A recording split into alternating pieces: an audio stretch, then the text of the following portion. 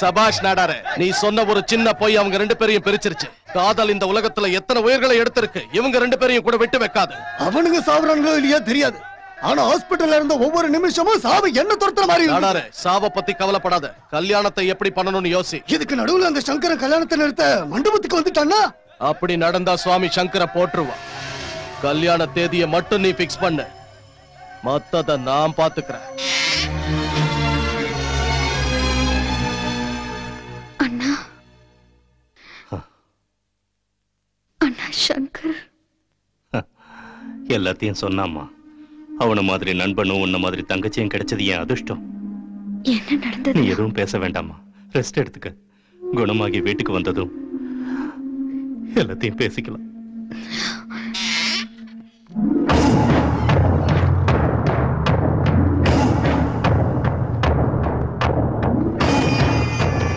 ஏய் அண்ணா,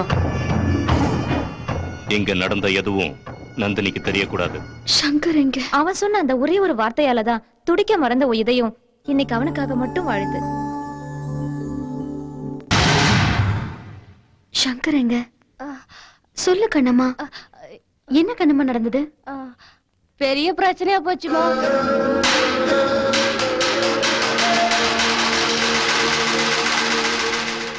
அண்ணா, தப்பு பண்ணது நான் தான், சங்கர் இல்லைன்னா.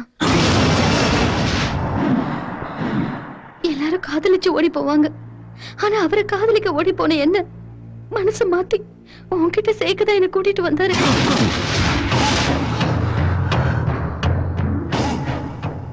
தங்கச்சி தான் உயிர், நட்பு தான் உலகம், இடையில நான் தான் பைத்தியக்காரன்னு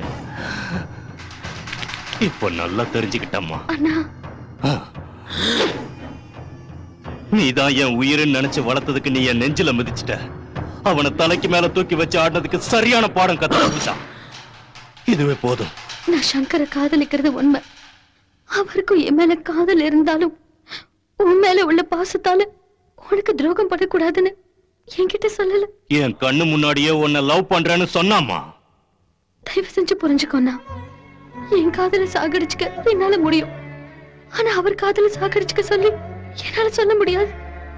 ஏன்னா அவர் மனசுல காதலை உருவாக்குனதே நான் தான். நாடார் வீட்டுக்கு கல்யாணத்தை பத்தி பேச போகும்போது நீ காதலிக்கிறத சொல்லியிருந்தா நான் அவருக்கு வாக்கு கொடுத்திருக்க மாட்டேன்ல. அட்லீஸ்ட் நிச்சயதார்த்தத்துக்கு முன்னாடியாவது நீ என்கிட்ட உண்மையை சொல்லியிருந்தா நான் புரிஞ்சுக்கிட்டு இருப்பேன்ல. சங்கர் எந்த தப்பு பண்ணலனா? தப்பு செய்யல, துரோகம் செஞ்சிருக்கான், நம்பிக்கை துரோகம் செஞ்சிருக்கான். உனக்கு அவன் தான் வேணும்னா போ, இல்ல நான் தான் வேணும்னாலும் போ. ஆனா ஒண்ணு மட்டும் மறக்காம சொல்லு, 2 நாளைக்கு முன்னாடி உன் மேல வந்த காதலை விட 20 வருஷம் பாசம் காட்டி வளர்த்த எங்க அண்ணன் அன்பு பெருசுன்னு மூஞ்சில அடிச்ச மாதிரி சொல்லிட்டு வா.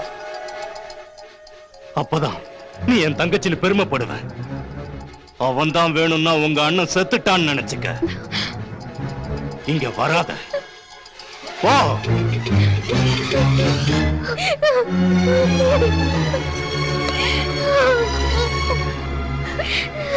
அம்மா, சங்கர் உங்களை காதலிக்கிறாரா இல்லையான்னு தெரியாதப்பவே அண்ணனை விட்டுட்டு தைரியமா போனீங்க.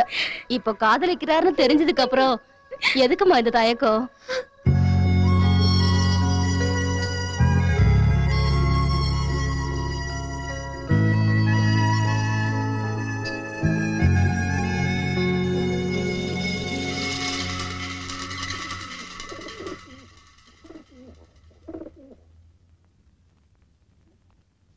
சங்கர்,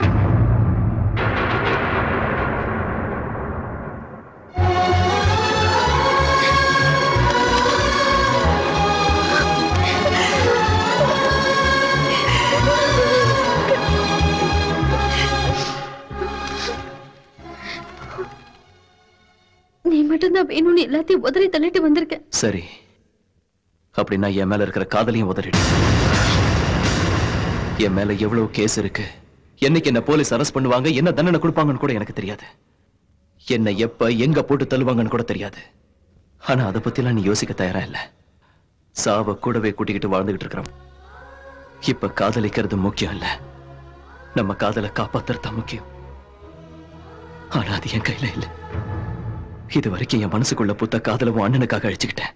இப்ப உனக்காக அழிச்சுக்கிறேன். உங்க அண்ணனோட ஆசையால் தான் என்னோட முடிவு இதுதான். காதலிச்சதுக்காக கல்யாணம் பண்ணிக்கணும்னு அவசியம் இல்ல. அந்த காதலை மனசுக்குள்ள நினைச்சுக்கிட்டு கடைசி வரைக்கும் வாழ்ந்துடலாம். இப்ப அதான் நடக்க போகுது. என் மேல நீ வச்ச அன்பு உண்மையா இருந்தா உங்க அண்ணன் சொல்றபடியே கல்யாணம் பண்ணிக்க. என்ன மறந்துரு.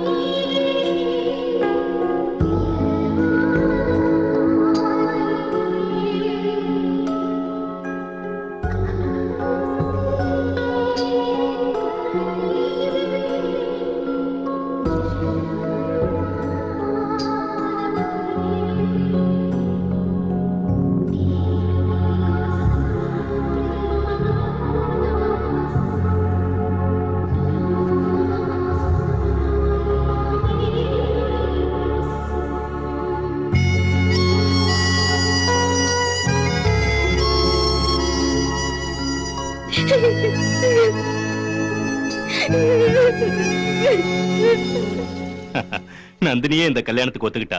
உங்களுக்கு எந்த ஆட்சேபனையும் இல்லையே. இதெல்லாம் பெரிய விஷயம் இல்லப்பா. பாவம் நந்தினி சின்ன பொண்ணு. நாம பிக்ஸ் பண்ண அதே முகூர்த்தத்திலே கல்யாணத்தை வச்சுப்போம்.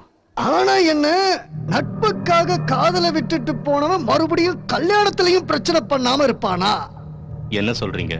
நந்தினி ஓ மேல உள்ள பாசத்துல கல்யாணத்துக்கு ஒத்துக்கிட்டாலே தவிர என் பையன் மேல உள்ள பிரியத்தினால இல்லல்ல. அப்படி இருக்கும் போது அவன் மனசுல உள்ள காதலை அழிக்க முடியுமா? அப்படின்னா அவனை போட்டு தள்ளணுமா? இது வரைக்கும் நீ அவன் பின்னாடி இருந்ததுனாலதான் அவன் மேல 1008 கேஸ் இருந்தோம். எவனும் அவனை டச் பண்ணல. அதே இப்ப நீ அவனை கைவிட்டேன்னு வச்சுக்கோ, அவன் ஜென்மத்துக்கு வெளியே வர முடியாது. நீங்க போய் கல்யாண ஏற்பாட்டை பண்ணுங்க, மொத்தத்தை நான் பாத்துக்கிறேன். நீ இந்த வார்த்தையை சொன்னதுக்கு அப்புறம் நான் ஏன் கவலைப்பட போறேன்? ஆனா ஒரு விஷயம், கல்யாணத்தை திருப்பதியில நடத்தணும்னு வேண்டிட்டு இருக்கேன். எங்க வேணா வச்சுக்கங்க. எப்படி போகணுங்கிறத லாஸ்ட் மினிட்ல நான் டிசைட் பண்ணி சொல்றேன்.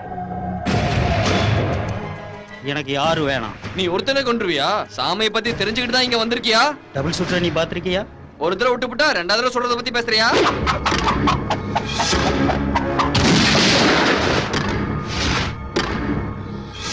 சபாஷ். அந்த சுவாமிக்கு நீதான் யம. அவ மூளைக்குள்ள ஒரு புல்லட் இல்ல 100 புல்லட் இறங்கணும். ஒரு புல்லட்டுக்கு ₹1,00,000 தர. அண்ணா, அந்த நாடகம் பாஸ்கரும் ஒன்னா சேர்த்துறாங்கண்ணா. நீங்க 2 பேரும் பிரிஞ்சது காரணமே அவங்கதான்.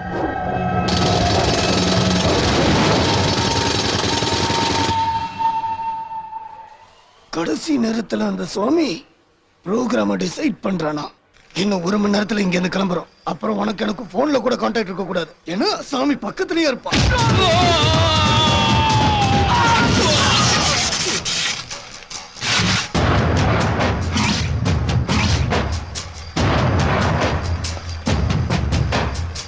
நாடா, நீ வார்த்தையை மட்டும்தான் மாத்தணும்னு நினைச்சேன்.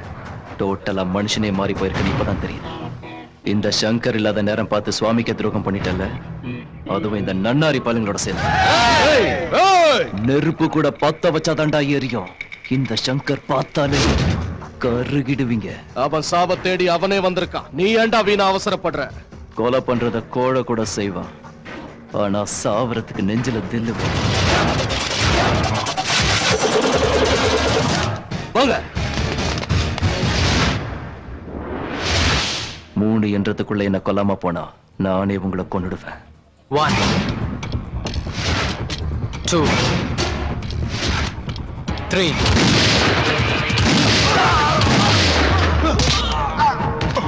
இந்த மாதிரி முட்டா பசங்களை பக்கத்துல வச்சுக்கிட்டு என்னைய சாமி எப்படிடா கொல்லுவீங்க? என்னதரா புடுங்குவீங்க? நான் சுவாமி கூட இல்லன்னு நினைச்சுக்கிட்டு இருக்கீங்க. சிவனுக்கு முன்னால இருக்கிற நந்தி, மகா நந்தி மாதிரி நான் எங்க இருந்தாலும் சுவாமியை காப்பாத்துவேன். முடியாதுடா. நாளைக்கு சூரிய உதயத்தை அந்த சுவாமி பார்க்க மாட்டான். சுவாமிக்கு ஏதாவது நடக்கணும்னா அதுக்கு முன்னால சங்கர், இந்த சங்கர் உடம்புல உயிர் இல்லாம இருக்கணும். என் நண்பனை நீ எத்தனை தடவை போட்டு தள்ள முயற்சி பண்ணாலும் அவனை விட்டுட்டான். அதே சுவாமி ஒரு வார்த்தை மட்டும் சொல்லியிருந்தா உன்னை எப்பவும் ஜெயிலுக்குள்ளேயே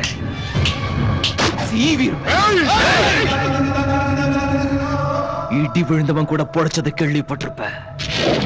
என் அடி விழுந்தா பொழைக்க மாட்டேன். சாவு கூட விளையாட, சங்கர் கூட விளையாட.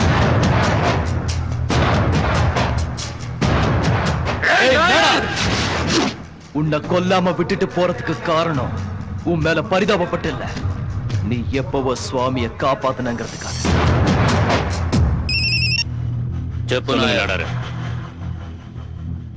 நீங்க எதுக்கும் கவலைப்படாதீங்க, அவன் விஷயத்தை நான் கவனிச்சுக்கிறேன்.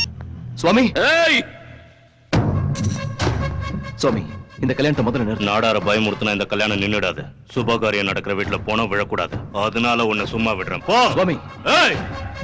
கல்யாணம் பிக்ஸ் பண்ணதும் அதை தடுக்கிறதுக்காக என்னையே எதுப்பேன்னு எனக்கு தெரியும். நான் சொல்றது கேளு சுவாமி. இந்த கல்யாணத்துல உன்னை போட்டு தள்ள. பிறந்ததுல இருந்து முயற்சி பண்ணிக்கிட்டு தான் இருக்கானுங்க. போ. அந்த பாஸ்கர் நாடார் மனசை கெடுத்து உனக்கு நம்பிக்கை துரோகம் பண்ண வச்சுட்டான். உன்ன மாதிரி எவனும் நம்பிக்கை துரோகம் செய்ய மாட்டான். எவனும் செய்ய மாட்டான். போடா. சுவாமி, ஐயா, நீ என்ன நினைச்சாலும் பரவாயில்ல, இந்த கல்யாணத்தை நடக்க விட மாட்டேன். சின்ன வயசுல இருந்து உன்னை பாத்துக்கிட்டு இருக்கேன். உன் மனசை பத்தி வேணா எனக்கு தெரியாம போலாம், ஆனா உன் மூமெண்ட்ஸ்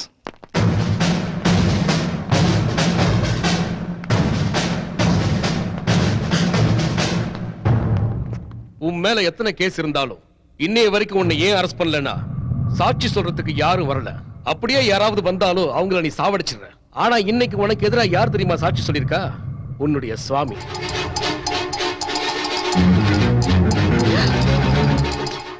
கான்ஸ்டபிள், அரெஸ்ட். சுவாமி, சுவாமி, தயவு செஞ்சு நான் சொல்றது கேளு சுவாமி. அவ்வளவுதான் காட்ட முடியும், அதுக்கு மேல காட்ட முடியாது. மத்த கம்பெனிகள் காட்டலாம், ஆனா எங்க கம்பெனி காட்டாது.